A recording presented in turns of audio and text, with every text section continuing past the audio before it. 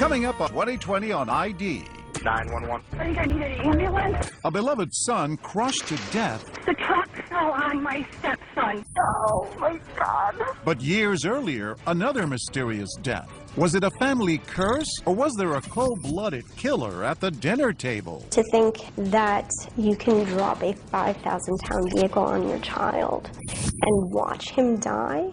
A new wife goes undercover to learn the truth. I asked you if you pushed the truck. Family ties. Plus, he checked in, but he never checked out, except in a body bag. It was pristine. It was his business stuff, the stuff with his wife. That was it. Detectives are stumped until this PI takes the case. When somebody mentions something about a gun, that's the part they'll remember. The mystery of room 348. I know what you did. Welcome to 2020 on ID. I'm John Quinones. Sometimes we get that feeling in our gut that things aren't quite what they appear to be. But uncovering the truth can take months, even years. Coming up, 3 stories of crimes that almost went unsolved, if not for the sheer determination of some unlikely sleuths. First, a family plagued by a series of tragedies. It seemed like a streak of bad luck. But as David Muir first reported in 2013, a son's death would galvanize long-simmering suspicions and lead to accusations of murder. It was old November in upstate New York, those autumn leaves vanishing in the wind, and a young father about to suddenly vanish too. It wasn't unusual to find 23-year-old Levi Carlson tinkering away in the garage under a pickup truck. He was very good working on cars. He was very mechanical. And on one of those crisp fall days back in November of 2008, that's exactly where his father Carl and stepmother Cindy found their beloved son. Only this time Levi wasn't working under the truck. He was trapped under it, and this was their desperate plea for help. 911. I think I need an ambulance. And what's going on? The truck fell on my stepson. The truck fell on your stepson? And we just got home, and I don't think he's alive. Levi stood little chance against the 3 tons of metal. That pickup truck that had been propped up had come crashing down. Yeah, Carl, they want to start CPR. Do you know CPR? His chest is crushed. His chest is crushed? Oh my God. I don't know how long he's been in there. We've been gone since noon. Okay. Oh my God. You can hear the cries on the 911 tape. An unthinkable tragedy for 2 parents who just found their son. Police responding to the scene. Seneca County Sheriff Lieutenant John Clear. It was right inside this barn here? Yes. At first, it didn't appear to be anything out of the ordinary. No, it appeared to be an accident. Horrible accident. Yeah, very tragic. The parents were upset. Oh yeah, absolutely out of their minds. So many twists and turns long after that 911 call, years after that horrific accident first hit the local paper in Seneca County. The gateway to the sparkling Finger Lakes of upstate New York. In fact, down this rambling country road in the Carlson home is Seneca Falls, long thought to be the setting that inspired the 1946 American classic, It's a Wonderful Life. Yeah! Hello, Bedford Falls! But piece by piece, it would soon become clear that this had not been a wonderful life for that young man found in the garage. 4 years after what seemed to be an accident, a bombshell call to police, a call on the tip line from a member of Levi's own family, telling that investigator, follow the insurance money. So you were the one who answered the call? Yes. And this investigator was on his way back to that family farm. Do you remember the call to this day? Oh yeah. The lieutenant telling us the clues were immediate. Red flag number 1. They discover a brand new insurance policy for Levi taken out just 17 days before he died. There's this large insurance policy that was collected on over $700,000 that was taken out only 17 days before the death. For the young man in the garage. Is that typical that someone that young would have an insurance policy? It seems unusual that a young man in early 20s would have that large. And then red flag number 2. But who was the beneficiary? His father, Carl.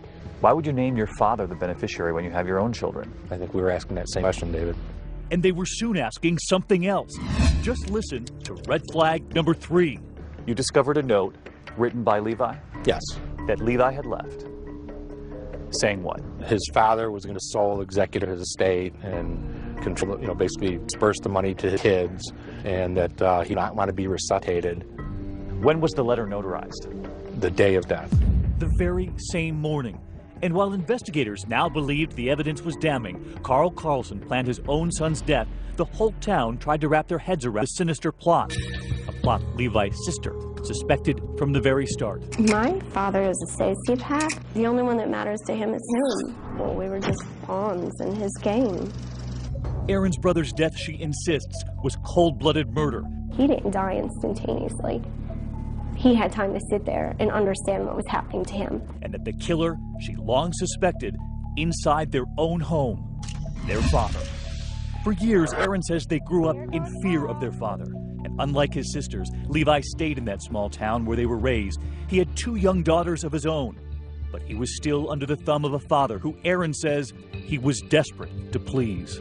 He was basically an indentured servant to my parents, and they were, I don't know, they were controlling everything. He wanted more than anything to just have a close relationship with our father. He was really striving for that. But she is convinced that as her brother tried to build that relationship, her father was crafting something else, the plan to kill his son. You know, to think that as a parent, you can drop a 5,000-pound vehicle on your child and watch him die, it's absolutely unimaginable. Especially as a parent myself, I just can't even begin to imagine. We head to the local scrapyard where Levi's pickup truck was getting after that accident. The truck destroyed long ago. No one knows exactly how that pickup was jacked up, but Joshua Trout, who knows the family, also knows the weight of one of those trucks. I mean, would you go on pickup truck? I would never go under a truck. I don't like going under trucks when there's all 4 tires on the ground. Investigators do believe there was a railroad jack that day holding the pickup truck up, but they're unsure if there was anything else. What they do know is that truck came crashing down. You wouldn't stand a chance. You're gone. I mean, you're gone. And just when investigators begin asking how a father could do this, the evidence of a pattern, they say, begins to mount. That Carl Carlson had cashed in on insurance claims before. August 1986, a car fire. The cause, electrical. The insurance payout, $10,000. November 2002, a barn fire that killed 3 prized horses. The cause, also electrical. The insurance payout, $115,000. But investigators were also learning the biggest bombshell. What happened to Carl Carlson's first wife, Levi's mother? After all of the evidence you found right on his property, what then to make of what happened to his first wife? Suspicion. When we come back, another insurance policy, another horrific tale, almost impossible to believe. Carl Carlson's second wife feared she was next, and what she was willing to do to trap her own husband. So you send her in through the parking lot? Yes. And just she has a wire on where? Underneath her clothes. What she got on tape when we come back.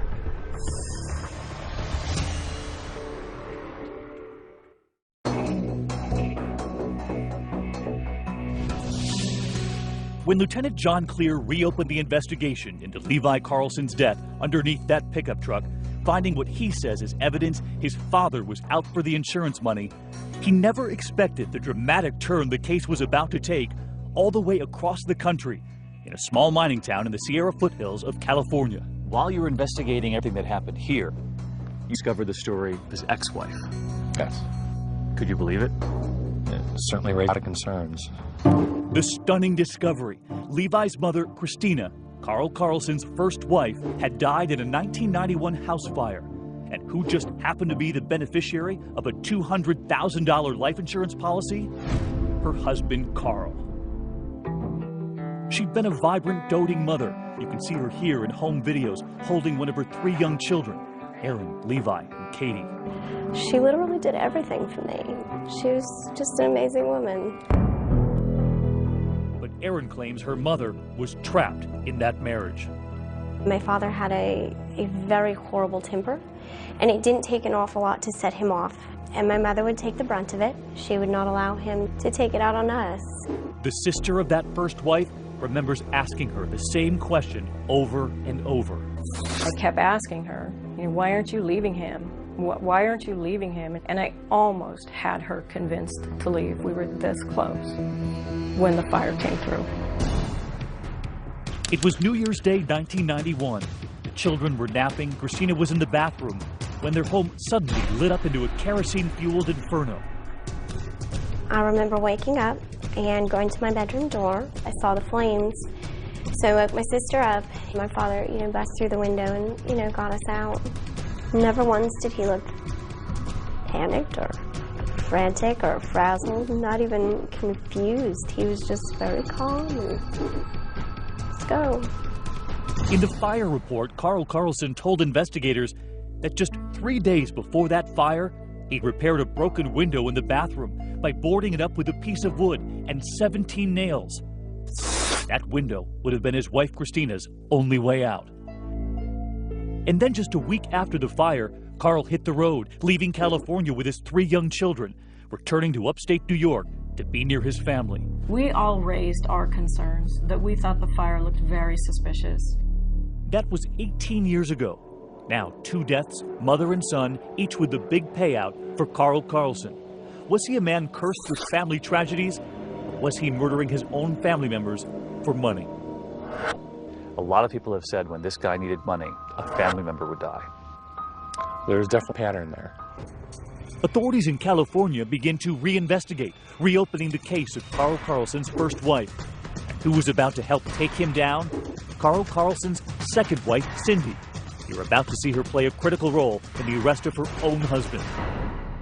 You find all these red flags and you decide we're going to call the wife, Cindy. And what does she say? The first thing said was, "Thank God you called." She said, "Thank God." Yes. Investigators say Cindy Carlson feared she could be next and had moved out of their home. She was afraid. Yep. She being a pattern. Was she convinced there was a killer in her own home? I think that she suspected it. She believed that there was an insurance policy on her. On her too. Yeah. When you asked her to help you out, she says she agreed. It was called Operation Abigail's, and it all went down at this local restaurant, known more for its chicken wings than undercover stings, and 2020 was taken right through it. So they walk in as a couple. She's got the wire on underneath her clothing. And what does he think he's walking into? He thinks he's coming to talk to his wife about getting back together. About conciliation? Yes. He has no plan to get together? No. She's here for you? Yes. Cindy sat down with her husband, that wiretap hidden, one intention, to catch Carl Carlson on tape confessing to Levi's murder. A confession she had told investigators he'd already made to her once before. So as they're sitting there at that, well, how many other undercover investigators are here in the restaurant? There was a total of 4. And this is what they got. I mean, I understand you're sorry about it, right? Every minute. Okay, Carl, and I asked you if you pushed the truck, and you said yes. No, I didn't push the truck. I said I had nothing to do, but I said I took advantage of the situation once it happened. And that is exactly what I said. Carl, you told me that you didn't set it up that way, but when you were in there, you saw the opportunity. No, after it had happened, then I panicked and saw the opportunity to where, like what you wrote. That's exactly what I said. One of the most significant remarks was that he took advantage of opportunity. Opportunity. Very strange word for a father to use about a son's death. I would find it very unusual that a parent would refer to the death of their child an opportunity. Carl Carlson agrees to meet his wife again, but Cindy and that team of investigators have other plans. So you're all set? I'm all set, okay. So he thinks he's coming to meet her again? Yeah. But you're waiting for him to time? Yes. And you haul him in first thing? Yes. How many hours? About 9.5. Almost 4 years to the day after Levi Carlson was crushed to death, Carl Carlson now sitting inside this interrogation room across from investigators. What killed him? The truck. How'd the truck kill him? It landed on him. And I had nothing to do with the truck landing on him. Nothing. Absolutely nothing. You haul him in, and you begin asking questions. How many different stories do you have? 3. Version 1, Carlson says he and his wife come home from a funeral and a dinner afterward to find Levi dead under the truck. But soon, version 2, he was now saying that he and his wife were preparing to leave for that funeral when he discovered his son in the garage, pinned under the truck. The truck had fallen over. And I found him dead. And so this I was around looked noon. at You this. found around noon or just before noon. You found him. You went out there and the truck was rolled over on him. Yeah. And I panicked. I don't know. So you panicked in what regard? Just, I left. So Now, I went to you his saw him. Did you run over and call medical help? Call 911 No, to I get didn't help? do anything. I froze. Now, was there a phone in the garage or No. a cell phone, or No. you run back to the house and call 911? No, I went to the funeral. So he saw his son trapped and dead on truck, still left for the funeral? Yes. He says that father didn't return until 4 hours later. And then, several hours into the interrogation, Carl Carlson appears to be on the verge of yet a third version of the story. Never heard him? Good. You're that close, man. You're close. Come on. Let it out. Let it out. Let it out. I'll walk with you, man. I'll walk with you. Is it just a split-second thing? You couldn't hurt him. The accident. I opened the truck door. Okay. When they did it. Now you see how it's happened? We've gone from he was dead and you walked in there to now that it fell and you opened the door. I know. So take the final step. There is no more. I stepped into the truck and the thing fell. And I was just scared. His son trapped by the truck, and yet they still the house? Yep. Does that make any sense? No. I can't imagine walking away and leaving your child dying on the floor. They were going to a funeral. Yes. And yet many would argue he had just created one right here in his own garage. It's fair to say that. But Carl Carlson continued to insist he's innocent, opening up to the Syracuse Post-Standard about his son from inside the county jail. Well, Levi, I mean, when he was younger, we had problems with him. School was hard for him. Losing his first mother was really traumatic, would be for anybody. He talks about Levi as a young father, that he took his son back in after Levi's divorce. He became responsible, he had manners, he grew up, and he realized that Mom and Dad weren't out to make his life miserable. He got life back into him. Carlson, now charged with murder in the second degree, entered the Seneca County Courthouse to enter his plea. And in a shocking moment of truth, he pleads guilty to killing his son Levi. Judge Dennis Bender sentencing Carlson to 15 years to life. Levi's sister Erin and her aunt Colette say they're relieved, but still hopeful investigators in California will charge Carl Carlson in the death of his first wife, too. I believe Carl killed my sister and he killed my nephew, and it's all linked to money. I want to hear those words come out his mouth. I want him to look me in my eye and tell me exactly what he did. And then I want him to go away for the rest of forever. In 2014, 23 years after the death of his first wife, Christina, the state of California charged Carl Carlson with her murder. Meanwhile, as of 2015, Carlson is appealing his conviction in New York State. He and Cindy are now divorced. When we return, a suspicious death in a hotel room. It was pristine. It was his business stuff. It was stuff with his wife, family. That was it. It wasn't from natural causes, and it wasn't suicide. No one else was even in the room. So how did he die? I think I know when it happened. I think I know who killed him. And I think I know how we're going to catch him. Stay with us.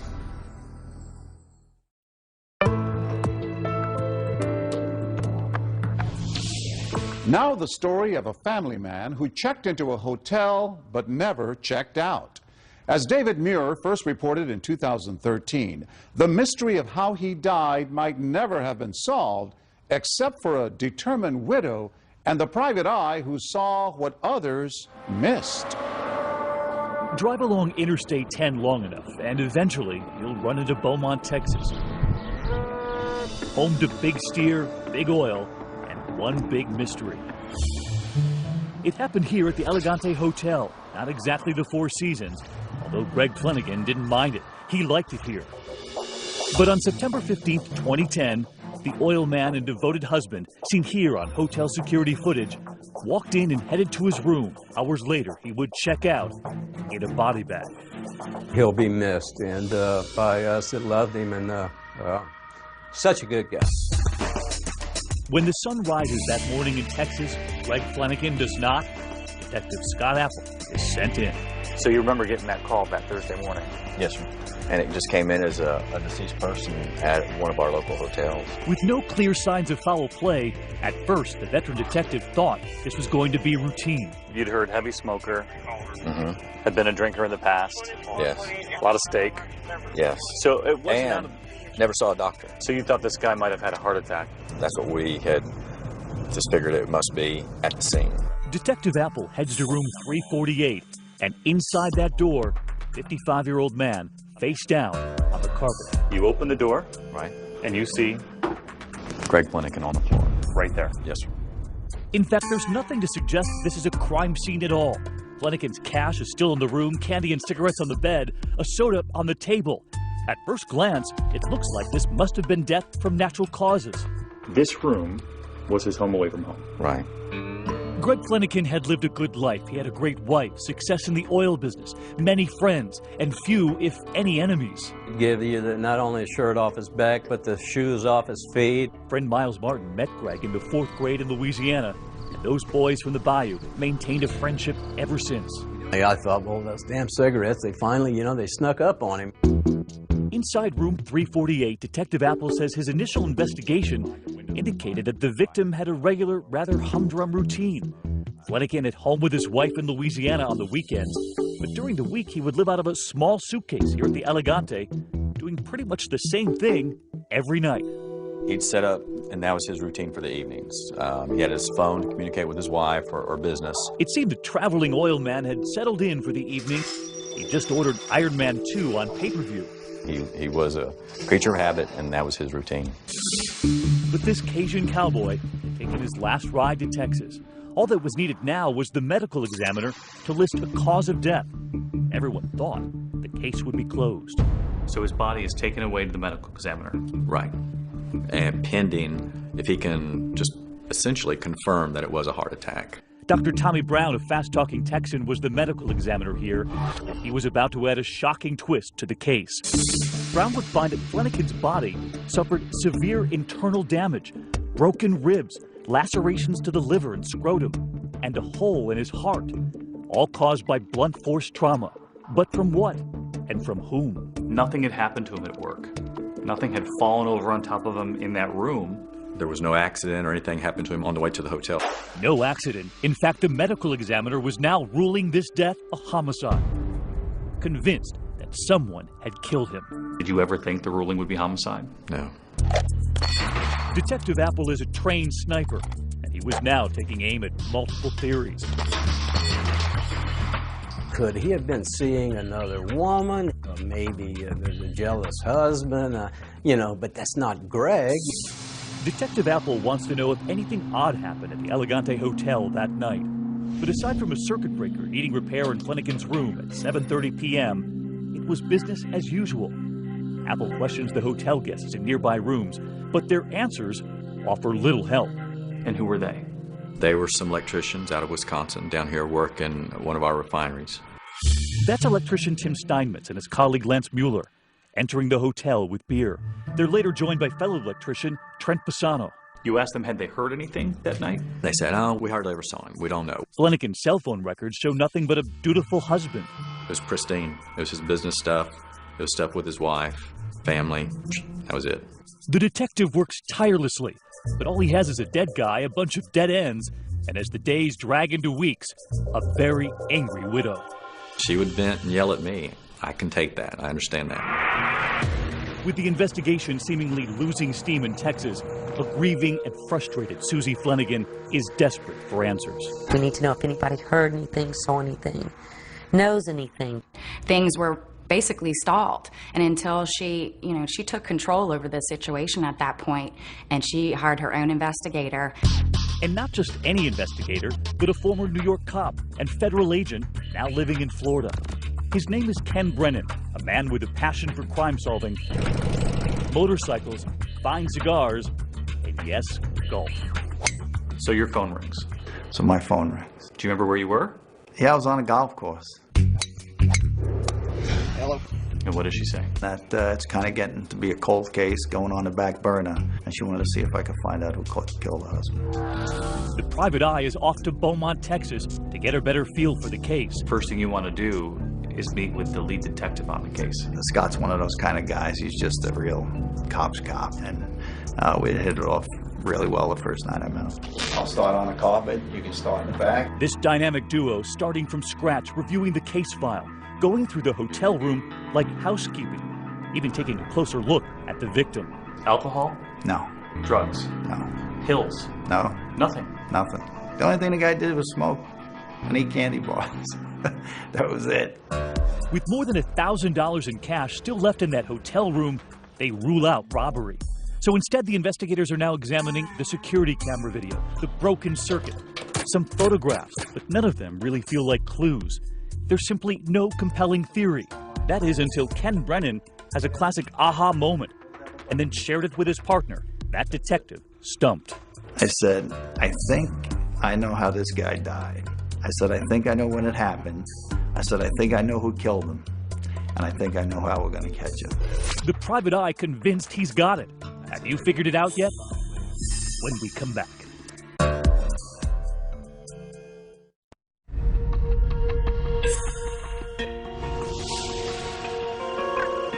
Every hotel has its rules. Here at the Elegante, they're actually written in stone. A Ten Commandments monument near the lobby reminds all, thou shalt not kill. But somebody broke that rule, and Greg Flanagan paid the price. You know, there should be more people in this world like Greg Flanagan. Unfortunately, he was stolen from his wife. Exactly. By the time private investigator Ken Brennan rolls into town, the body is cold, and the leads are even colder. Investigations are like a puzzle. A puzzle has many pieces, but each and every one of those pieces has to fit, and they have to fit perfectly. While the whodunit remains a mystery, the private investigator hones in on the when. This happened between 8:30 and 9 o'clock at night. He loved the room ice cold. His wife always said that, you know, he liked it like a meat locker. It was Flanagan himself who, while watching Iron Man 2 and making some popcorn in the microwave, tripped the circuit breaker. Part of the hotel goes dark. I said, when they came in to reset the circuit breaker, I'm sure they shut everything down to reset the circuit breaker, so they shut off the air conditioning. It had to have happened in that window right after the maintenance guys left him. He was killed before he realized that the room got warm. Because he was so adamant about keeping the room freezing cold. Ice cold, exactly. And when detectives discovered that body, the room was boiling. No one had turned that air conditioner back on. Brennan theorized that perhaps the hotel blackout could have led to an argument between Flanagan and another guest who might have been ticked off. He must have had a confrontation. I said, we're going to find out that it was probably the two guys next door. Dead men tell no tales, but Brennan knows the living tell all sorts of stories. I know that if the guys next door had anything to do with this, they're not going to keep it to themselves. If they're involved at all, if they got in a confrontation, they're going to tell their other co-workers. Detective Apple goes to find all of the co-workers of those three electricians staying next door to Flanagan. Tim Steinmetz, Lance Mueller, and Trent Pisano. No one knows anything, except for a supervisor who says he does recall hearing some story about a gun going off. The details don't seem to match the Elegante killing, but Brennan perks up. Anytime anybody tells a story, when somebody mentions something about a gun, that's the part they'll remember. The gun. More than 8 months into the case, it's the first time anyone has ever mentioned anything about a gun. Detective Apple thought that was just crazy, but Ken Brennan said, no, we have to go check this out. They returned to the scene of the crime, room 348. And they saw this indentation in the wall. In fact, maintenance records show that the wall in Flanagan's room, room 348, had been repaired, but the indentation was noticeable, even in those crime scene photos. You noticed some patching on the wall. Yeah, so I said it's too big for a bullet hole, but let's see what it looks like on the other side. So now you're going into room 349. Correct. And that's where the electricians were hanging out. Let's go from the other side of the wall, put the dowel through the wall from where the bullet would have came from, put a laser on the end of that, and see what we have. I mean, you saw that laser. Right. Go through the wall. Right across the top of the bed, right at the head of his pillow where he'd been laying. Straight at the bed. Straight at the bed. Clear shot. Clear shot. I said, Scott, this was shot. At that point, we know exactly what happened then. So I said, we got to get these guys. And you think someone must have fired a gun through that wall? Somebody discharged around through that wall. But has that private eye reached too far? Remember, the autopsy never mentioned anything about a gunshot wound, the medical examiner listing the cause of death as blunt force trauma. The medical examiner, Dr. Brown? Yes, sir. He's been doing it a long time. He's done some real good work. He's trusted. And what he says is the gospel. Respectfully, they now have to explain to the medical examiner they're rewriting his gospel. So you tell him your idea, and at first he's not buying it. He's not buying it at all. And he says, hey, he says, this guy was not shot. This guy was beaten to death. But Brennan keeps sliding the proof toward the medical examiner, all of the photos, making his case that all of that internal damage from the groin right up through the heart was caused not by a kick from someone, but from a bullet. I go, Doc, that's a bullet hole. Come on. And he just looked at me and goes, oh. But while the cause of death has suddenly changed, will these men now change their stories? Convinced that Greg Flanagan was killed by a bullet fired from the neighboring hotel room where those electricians from Wisconsin were staying, Detective Scott Apple and Private Eye Ken Brennan travel there for a new round of interviews. They meet up at a local police department with electrician Tim Steinmetz, who once again appears courteous and curious. So what happens, guys? You guys ever find out what... Time and time again, they ask him what he remembers. You didn't hear anything, you don't know anything that went on. Absolutely no idea. No idea. Steinmetz sticks to his original statement that he, Lance Mueller, and Trent Bassano did nothing out of the ordinary that night. No mention of any gunshots. And Steinmetz doesn't just tell that story, he swears to it in writing. I said, let's get a notary as well and have it notarized so it looks even that much more official. You swear everything in this statement is the truth, the whole truth, so help you God? Yes. But just when he thought he was off the hook, investigators pull him back in. It was their plan all along. Is that it? Hang on a second. It wasn't until you signed that statement. Now you got a problem. Okay. You don't think that we know the story, that we don't know what the hell went on here? Of course we know. What are you, a moron? We know. You just made a false police report, that's why. You want to go to jail for that? Tim, we know what happened. We know everything that happened down there. And I realize you're trying to be noble and protect a friend, but you're about to get your whole family in a bind, and it's not worth it. And after the guy started thinking about that, and he says, okay, I'll tell you the truth. Well, then tell us what happened. Steinmetz begins to reveal the pieces of the puzzle, explaining how the evening was fueled by alcohol. Steinmetz and fellow electrician Lance Mueller entering the hotel with that beer. They're later joined by electrician Trent Bassano. And the heavy drinking begins next door in room 349. It was an accident. It really was. It turns out Mueller has a handgun in his truck. And at some point, for some reason, Steinmetz says the third electrician, Trent Bassano, goes to fetch it. We were in the room, and Trent brought Lance's freaking gun up there. And Lance was around with that gun, and he went and loaded it, pulled the freaking trigger, and the gun off. Later that day, they track down the third electrician, and Trent Bassano corroborates the story. Listen as he explains how he nearly became the victim in this case, saying the bullet just missed him. And he goes, "Bam!" And I went, "Oh!" like this, son of a bitch. And I looked, and there was a hole, and it was smoking. It turns out that private eye was right.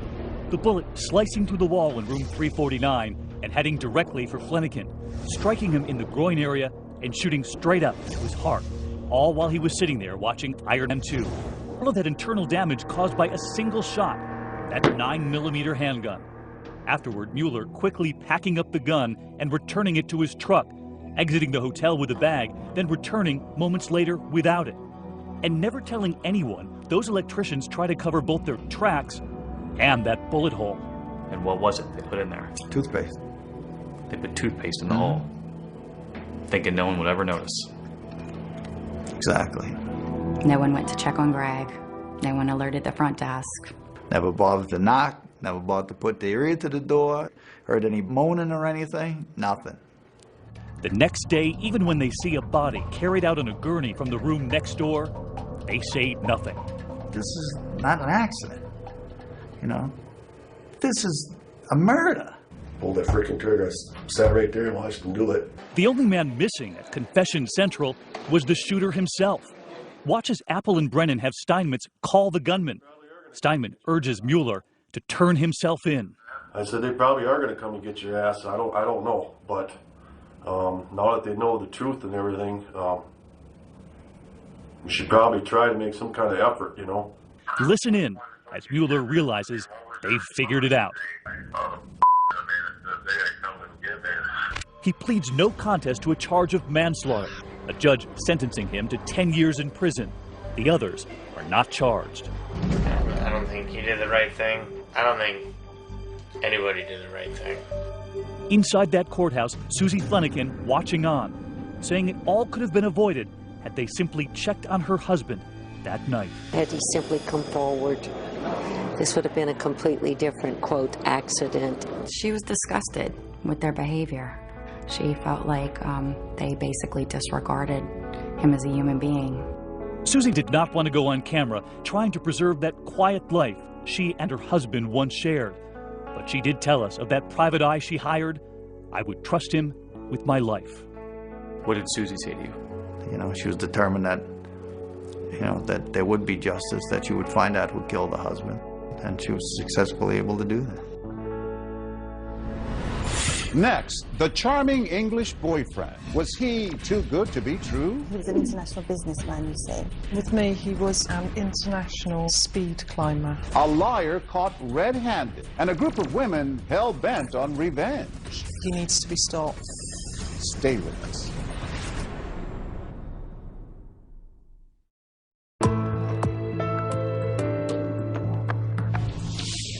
You might say the man you're about to meet had a way with the ladies, until, that is, someone uncovered his little secret.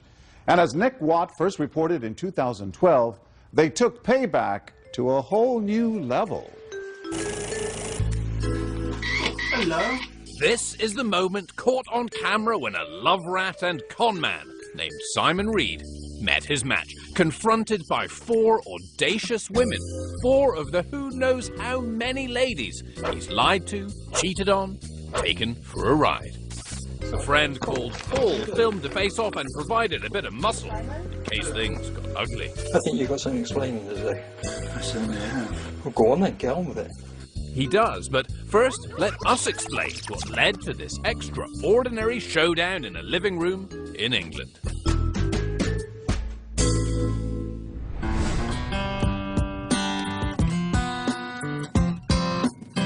I first met Simon in June of 2008, because I'm kind of fond of Englishmen. I'm kind of an Anglophile. That's Andy, a massage therapist from Minnesota and the glue that binds our story together. Simon met Andy on an internet dating site and told her he owned a construction company. By the time our second date rolled around, I was pretty excited to see him. Andy and Simon even talked marriage. Then, one day, Simon just vanished. Fled back to England, leaving Andy bewildered. Back home, he soon hooked up with Joe, who got a very different version of Simon Reed's life story. With me, he was an international speed climber, and he was setting up his own business. He borrowed nearly $30,000 from Joe for the alleged business and never paid her back. And what was he doing with the money you gave? Spending it on June. June, of course, was another girlfriend, part of the welcoming committee that night. A little further down the overlapping line of relationships, meet Nicola, who also met Simon online.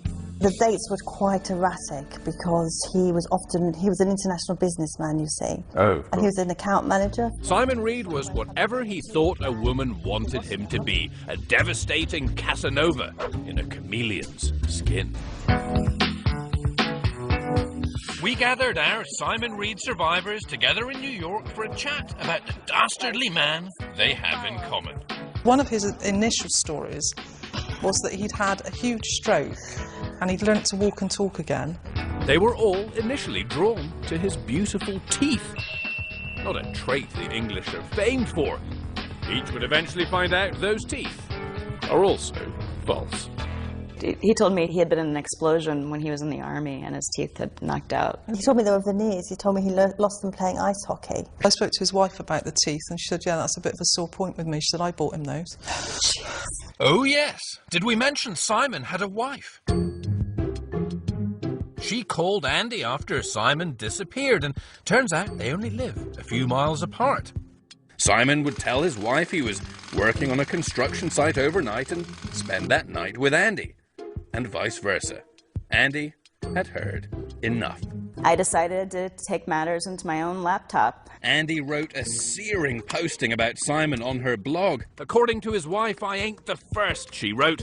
I am but one in a long parade of girlfriends he's had since they married 7 years ago. Joe and Nicola stumbled upon the blog while Googling Simon, trying to find out just how deep his lies went. And I nearly fell on the floor. So why did he do this? Joe discovered the truth when she saw a recurring number on his phone bill and dialed. It was Simon's dad's house. Simon had, of course, told Joe that his dad was dead. He said he's a pathological liar. Simon's own father said that? Yeah. I suppose I've been like this for years. Lying is just much easier than whatever the truth is for me. He needs to be stopped, and we all agreed. They decided to confront Simon, the love rat, with the help of Laura, Simon's latest paramour. So, 48 hours after Laura thought Simon was her soulmate that they would marry, she's staging a sting in her living room, inviting him round supposedly for a quiet night in. I'm sorry to everybody, I just... Somebody so eloquent with that you comes up with. You've got very little to say, haven't you? This confrontation, I mean, he sounds like he kind of just rolled over. He had to. We locked all the doors. But he never asked to leave. I defrauded you out of this money. I mean, are the police coming? Oh yes. Simon Reed was sentenced to 30 months in jail for fraud for that money he borrowed from Joe under, of course, false pretenses. But this story may not be over. I don't really know what the truth is for me anymore. And I know it's wrong when I'm doing it. I just don't seem to stop myself. Do you think he'll do this again? Definitely. Yes. run for the hills. Cheers. Cheers. To Simon. To Simon Reed. As of 2015, Andy reports that she and the other women remain in touch. And she finally found that Englishman she always wanted. They are now married. I'm John Quinones. Please join us next time for another edition of 2020 on ID.